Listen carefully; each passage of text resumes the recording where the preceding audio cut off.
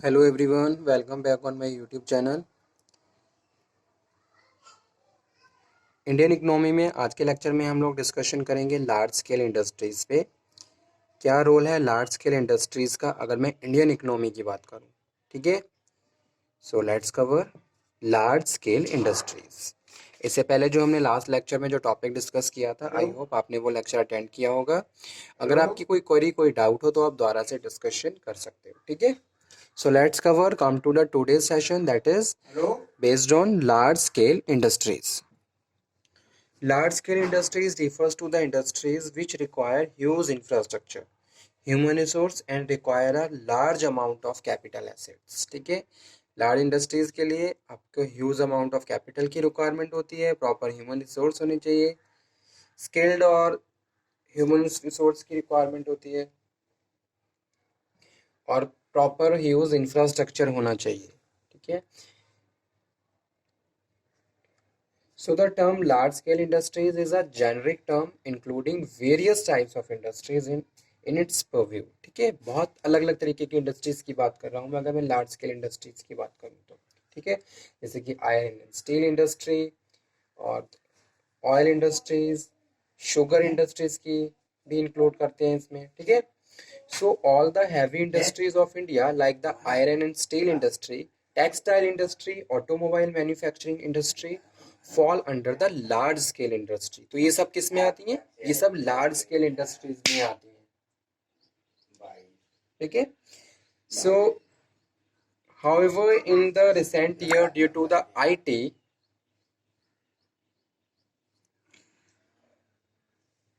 and telecom sector boom the huge amount of revenue generated by these industries. ठीक है, जितना ज़्यादा information technology upgrade हुई है और टेलीकॉम सेक्टर इम्प्रूव हुआ है, उसका एक पॉजिटिव इफेक्ट इन इंडस्ट्रीज पे पड़ा है, लार्ज स्केल इंडस्ट्रीज पे पड़ा है। ठीक है, so it fall under the category of large scale industries sectors.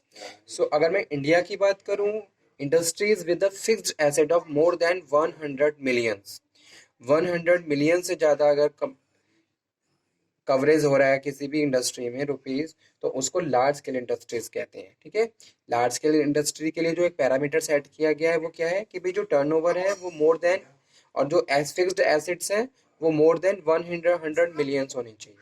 So these could be manufacturing units or services units which may use both indigenous and imported technologies. ठीक है, so they cater the both local and foreign markets, दोनों ही market को cover किया हुआ है, चाहे foreign market की बात करूं या फिर मैं इंडियन मार्केट या लोकल मार्केट की बात करूं। ठीक है, तो इस तरीके से लार्ज स्केल इंडस्ट्रीज ने भी अपना एक ग्रेटर कंट्रीब्यूशन दिया है इंडिया जीडीपी ऑफ इंडिया में, या फिर मैं नेशनल इनकम ऑफ इंडिया की बात करूं उसमें लोगों के लिविंग स्टैंडर्ड को रेस किया है। ठीक है, number of job opportunities create की हैं और इंफ्रास्ट्रक्चर और ज़्यादा स्ट्रांग हुआ है। और सोशल, अगर मैं सोशल पर्पस की बात करूं तो लार्ज स्केल इंडस्ट्रीज दोनों ही तरीके से अपना कंट्रीब्यूशन दे रही है, इकोनॉमिक कंट्रीब्यूशन भी और सोशल भी।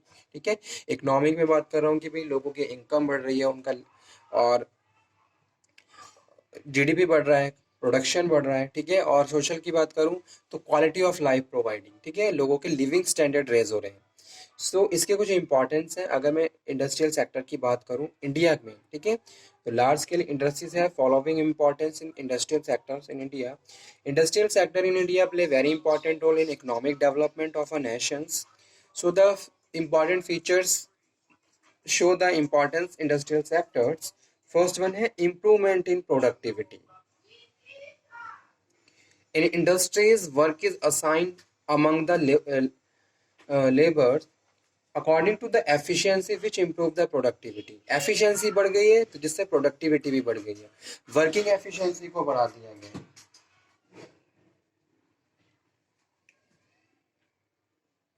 वर्किंग एफिशिएंसी का एक पॉजिटिव इम्पैक्ट प्रोडक्टिविटी पे पड़ा है। Scientific selection of workers, workers के सिलेक्शंस के लिए प्रोसीजर चेंजेस किए गए हैं और वर्कर्स के इनिशिएट्स ही प्रोडक्टिविटी को इंक्रीज करते हैं। So this method improve the overall productivity of the nations. ठीक है, large scale industries use capital that help to bring technological advancement which raise productivity and reduce cost per head, and consumers also get benefited and they get commodities at lower price, low price पे उनको better quality of product मिल रहे हैं, तो इससे क्या है, उनका living standard बढ़ रहा है, प्रॉपर वेजेस दिए जा रहे हैं वर्कर्स को, उनका लिविंग स्टैंडर्ड मेंटेन हो रहा है। ठीक है। सेकंड जो इंपॉर्टेंस है इंडस्ट्रियल सेक्टर का वो है import substitutions, helping the nations to become the self reliant. ठीक है। Import substitutions, capital goods and consumer goods which were earlier imported from the foreign and now produced inside the country।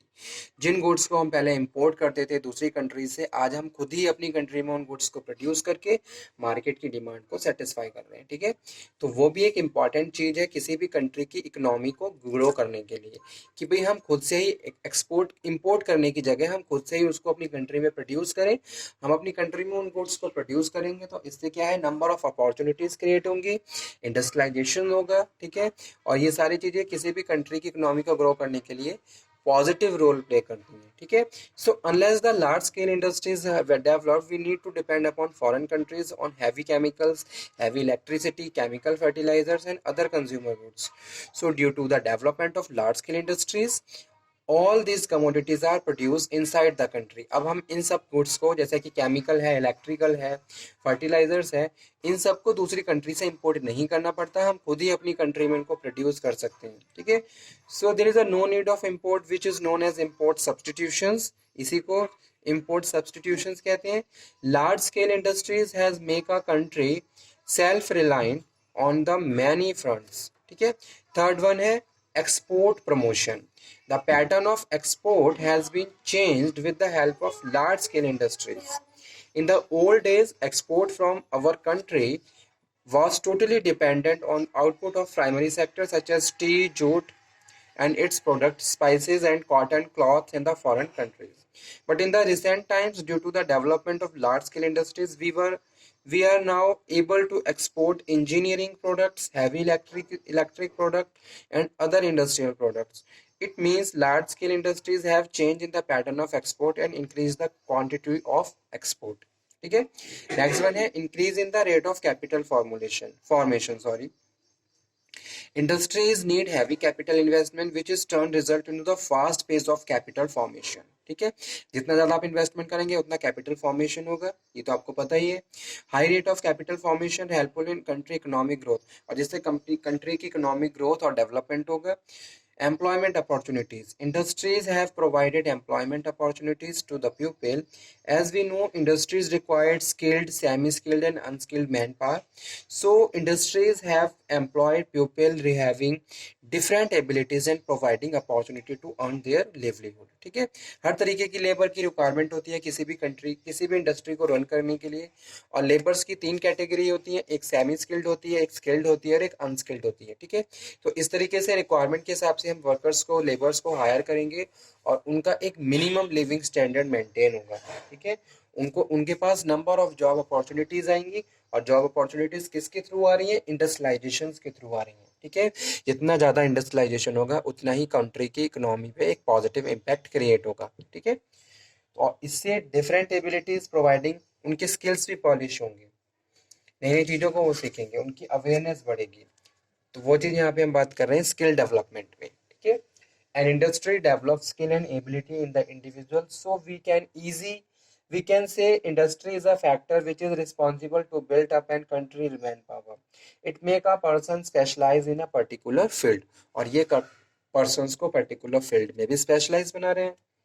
Affordable price in the end consumers. Industrializations resulted in a large quantity productions of goods, so the production cost is reduced and the price become affordable, and secondly the domestic products are low cost। ठीक है। जितना ज़्यादा production होगा उतना मास आप production करेंगे तो आप पर यूनिट कॉस्ट को रिड्यूस भी कर सकते हैं, और साथ के साथ क्वालिटेटिव गुड्स आप कस्टमर को प्रोवाइड करेंगे लो प्राइस पे। सो एक इसका एग्जांपल कोट करता हूँ। Earlier, computers were imported from the other countries. Then the high prices were charged from the to the end consumers. ठीक है। Now production started in our country, price were reduced and available in much lower prices। ठीक है। अगर किसी भी good को हम produce करते हैं तो उसको हम लो प्राइस पे प्रोड्यूस बेच सकते हैं। ठीक है, हमने क्या करा, मास प्रोडक्शन करके पर यूनिट कॉस्ट रिड्यूस कर ली और हम उसको रिजनेबल प्राइस पे कस्टमर तक पहुंचाते हैं। ठीक है, लेकिन अगर हम उसी गुड को किसी दूसरी कंट्री से इंपोर्ट करते हैं तो वहां पे टैक्सेस और कोटास की वजह से जो भी रेगुलेशंस होते हैं उसकी पर यूनिट कॉस्ट बढ़ जाती है और वो एंड कंज्यूमर को ही पे करनी पड़ती है। तो और उसका एक इनकम का बहुत बड़ा हिस्सा क्या है, कंज्यूमर्स का स्पेंड हो जाता है गुड्स को परचेज करने में। ठीक है, तो affordable price in and consumers, तो इसका यही मतलब है एंड कंज्यूमर को हम कम से कम प्राइसेस में क्वालिटेटिव गुड्स प्रोवाइड कर सकते हैं। प्रमोट फॉरेन ट्रेड आप प्रमोट कर सकते हो, जो गुड्स आप एक्सेस क्वांटिटी में प्रोड्यूस कर रहे हो। ठीक है, ओवर द, जैसे कि फूड है, इंडिया में पहले क्या होता था, after the war food crisis हुए, लेकिन अब हमारे पास क्या है, प्रॉपर बैलेंस है, जितनी हमारी पॉपुलेशन है उसके हिसाब से हमारा प्रोडक्शन भी हो रहा है। ओवर प्रोडक्शंस को हम दूसरी कंट्रीज में एक्सपोर्ट भी कर सकते हैं, जहाँ फूड की स्केर्सिटी है, जहाँ फूड की कमी है, कमी है, वहाँ पे हम उन फूड्स को एक्सपोर्ट कर सकते हैं। ठीक है, और इससे इंटरनेशनल ट्रेड बढ़ेगा और इंटरनेशनल ट्रेड भी हमारी कंट्री की इकोनॉमी को ग्रो और डेवलप करने में हेल्प करता है। जितना ज़्यादा एक्सपोर्ट होगा उतना ही ज़्यादा हमें फ़ायदा होगा।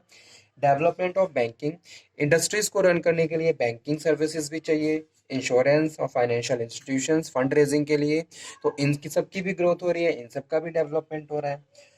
प्रमोटिंग मॉडर्नाइजेशन, और हम मॉडर्नाइजेशन को प्रमोट कर रहे हैं। आज के टाइम में इंडस्ट्रीज को आप रन करना चाहते हो प्रॉपरली और आप ओवरऑल प्रोडक्टिविटी को बढ़ाना चाहते हो तो आपको मॉडर्नाइजेशन करना होगा। ट्रेडिशनल मेथड्स को आपको इग्नोर करना होगा, उनको चेंज करना होगा और अपनी जो कंट्री है या फिर इकोनॉमी है और वहाँ पे जितनी भी इंडस्ट्रीज है उनमें मॉडर्नाइजेशन करना होगा। जैसे कि मैं एग्रीकल्चर की सेक्टर की बात करूँ तो हालांकि अभी इतना इनिशिएट नहीं लिए गए हैं, लेकिन एग्रीकल्चर में भी मॉडर्नाइजेशन किए जा रहे हैं ताकि एग्रीकल्चर प्रोडक्टिविटी को बढ़ाया जा सके। इसी तरीके से इंडस्ट्रीज में हम बात कर रहे हैं मॉडर्नाइजेशन की, पुराने मेथड्स को छोड़ के नए मेथड्स को यूज़ किया जाए, मॉडर्न मशीन्स को प्लेस किया जाए ताकि हम ओवरऑल प्रोडक्टिविटी को इंक्रीज कर सकें। ठीक है, तो ये कुछ इंपॉर्टेंट बेनिफिट्स थे, इंपॉर्टेंस थे इंडस्ट्रियल सेक्टर्स के इन द इंडिया। ठीक है, large scale industries in India. तो आज का टॉपिक मैं यहीं पे फिनिश करता हूँ, एग्जाम के पॉइंट ऑफ व्यू से भी इंपॉर्टेंट है तो आप इसको नोट डाउन कर लीजिए।